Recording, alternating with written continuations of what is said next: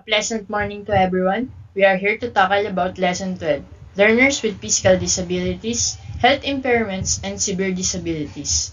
I am Emmanuel Martin from BBTLED ICT 21, a student from Polytechnic University of the Philippines.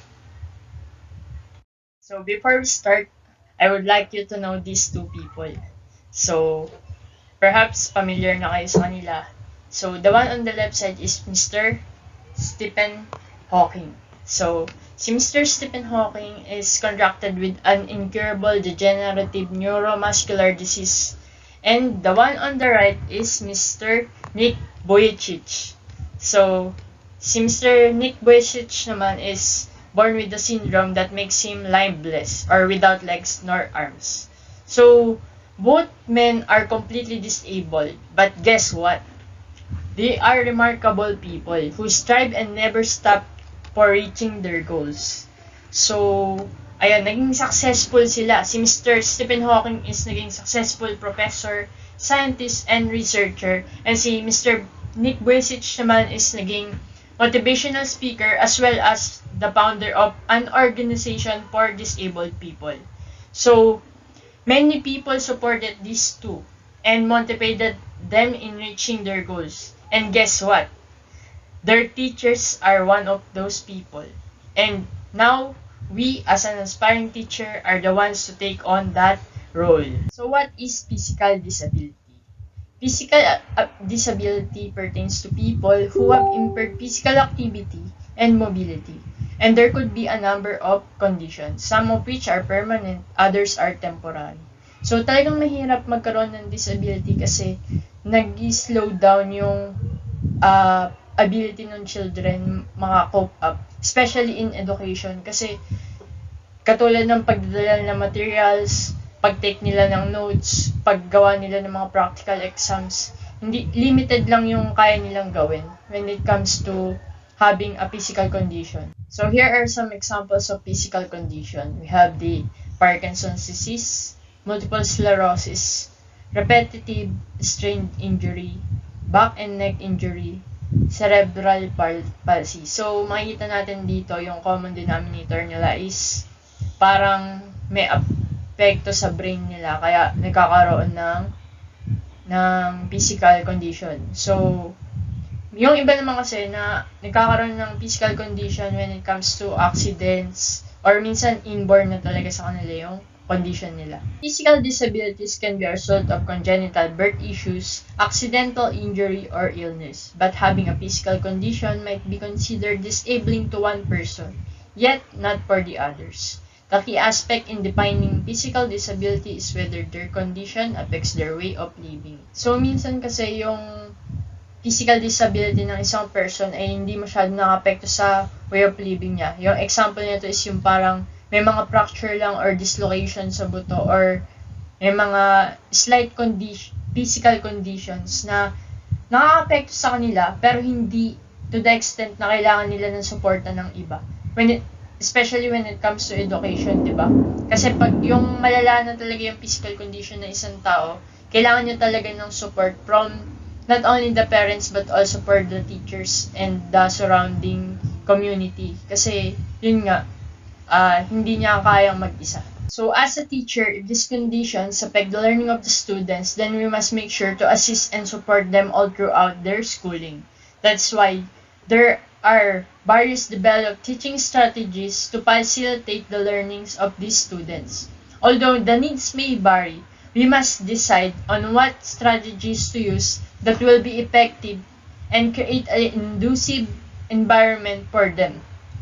So the first teaching strategy for learners with disability would be learners who use wheelchairs, calipers, or crutches, or who tire easily may find it difficult moving about within the constraint of lecture timetables. So example nito is yung mga disabled students na malalayo yung bahay sa school or kahit malapit man kasi matagal yung time na tinitake ng mga students na to in preparation to school. Kasi hindi sila katulad ng average student. Saka kailangan lagi silang merong coaching masasakyan, especially yung mga naka-wheelchair. Kasi automatic yan talaga nakakotse dapat sila papunta sa school. Kapag nalilate yung mga students na ganito, or nagiging absent man sila sa klase, pwede natin silang bigyan ng considerations kasi alam natin yung pinagdadaanan nila. Saka pwede rin tayo magbigay ng mga recap after the lesson na diniscuss natin. The second one would be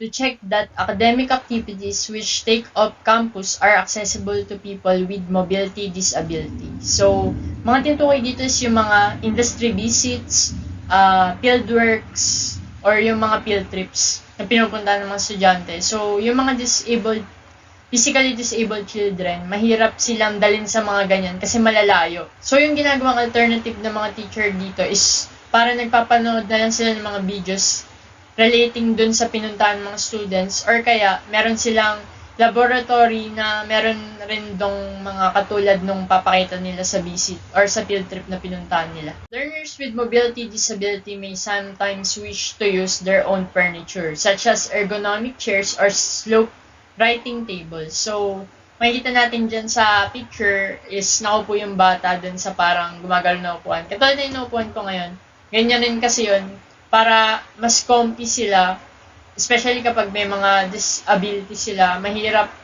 kumilos. Kaya yung chair na yan, pwede siyang gumulong. Sabay yung slope writing tables naman is para hindi sila mahirapan, hindi na sila tutungo or di na rin sila magre-reach out ng malayo kung nagsusulat sila or nag-take down sila ng notes. Some learners with back problems may prefer to stand in lectures or classes rather than sit. So, self-explanatory na to kasi yung mga estudyante talaga na may back problems, mahirapan sila kasi sumasandal sila sa upuan. Kaya, kung gusto man nila nakatayo sa klase, let them be. Learners may need to use tape recorder or note-takers in lectures. So, ano ba yung example yung note-takers? Yung mga note-taker natin is yung siguro magulang or meron man silang kasama doon na nagtitake ng notes para sa kanila. Especially dun sa mga katulad ni Nick Bujicic na talagang wala siyang limbs, so hindi siya makakasulat talaga dun. Kailangan nila ng note taker or kaya ng tape recorder dun sa mga may disabled na meron namang kamay pero mahirap magsulat.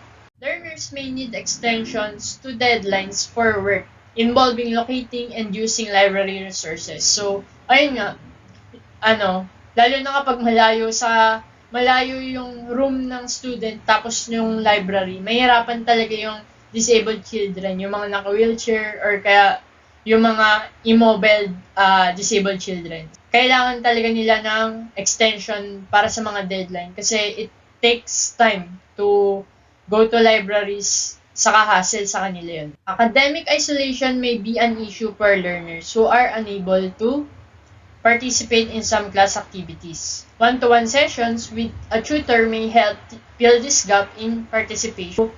Ano ba katulad ng mga class activities na yan? Yun yung mga group works na kailangan nilang, mga group works na magpe-perform, ganyan.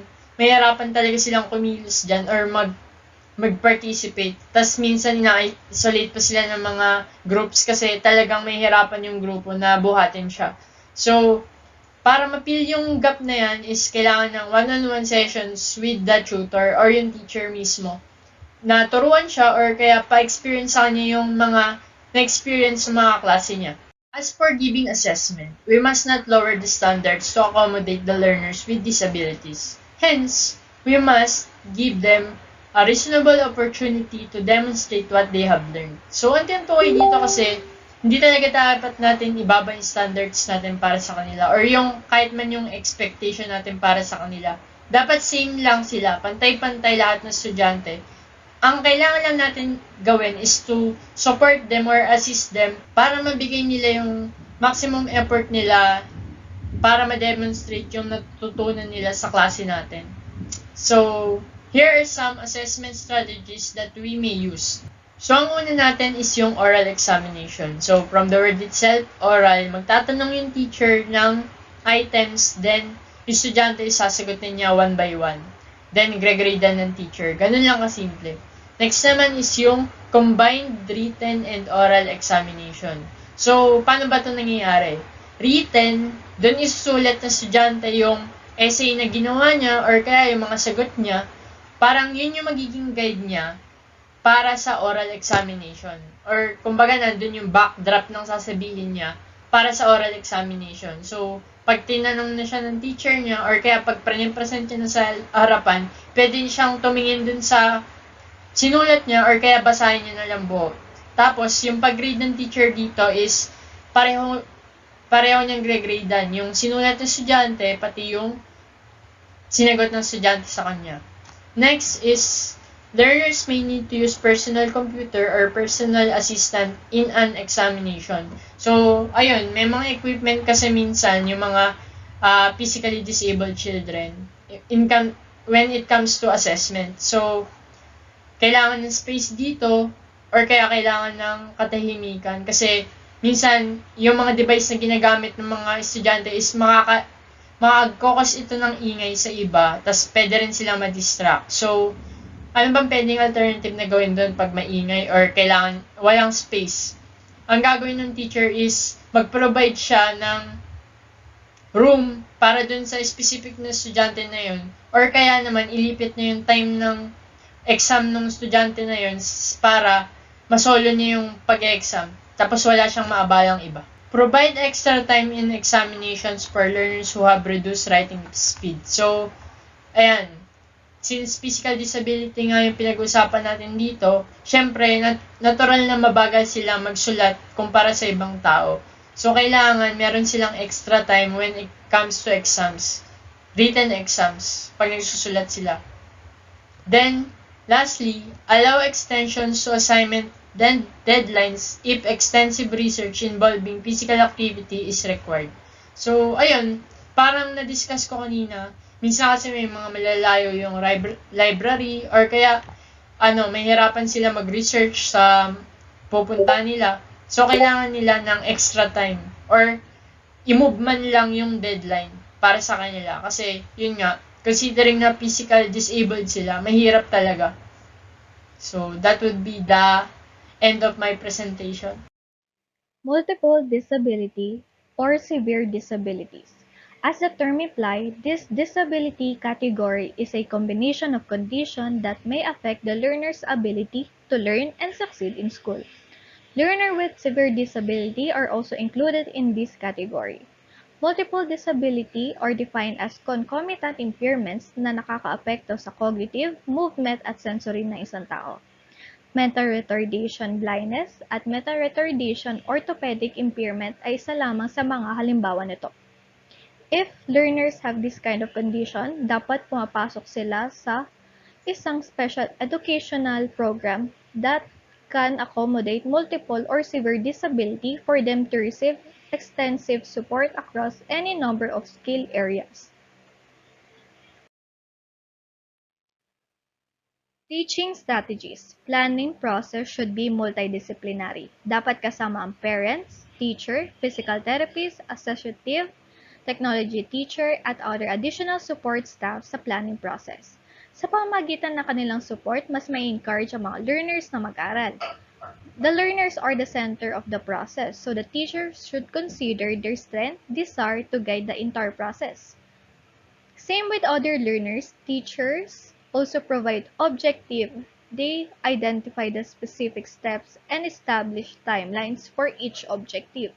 Ang difference lang is dapat mas patient and considerate ang teacher dahil sa condition ng kanilang learners. Dapat din silang magbigay ng resources at support kasama ang parents sa kanilang learners to achieve their goals.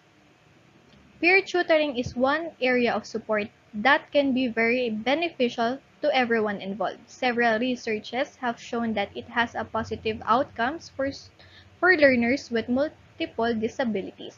Mahalagang tandaan natin na ang peer tutoring ay two-way relationship. Kahit simple social behavior lang ang nako-contribute ng learners with multiple disabilities sa tutoring process, malaking effect na to. At dahil dito, magkakaroon ng successful support system ang mga learners.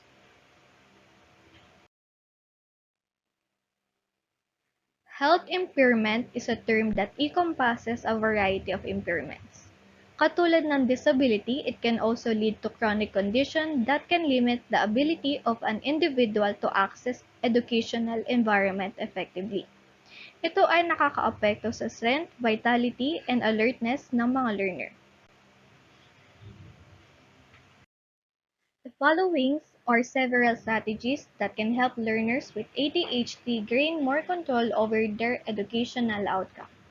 First, allow extra time for these learners to shift from one activity or environment to the next. Kailangan bigyan ng mga teacher ng extra time ang mga bata para matapos nila ang mga activity before shifting to another one. Teach them specific techniques for organizing their thoughts and material. Teacher can create techniques na makakatulong sa mga bata. Halimbawa nito ay make sure the student has a system for writing the assignment and important dates. Allow extra time for finishing assignment or for testing. Yung mga batang may ADHD, mas madali silang ma-overwhelm. So, it can be helpful kung bibigyan natin sila ng mas mahabang time para hindi sila ma-pressure.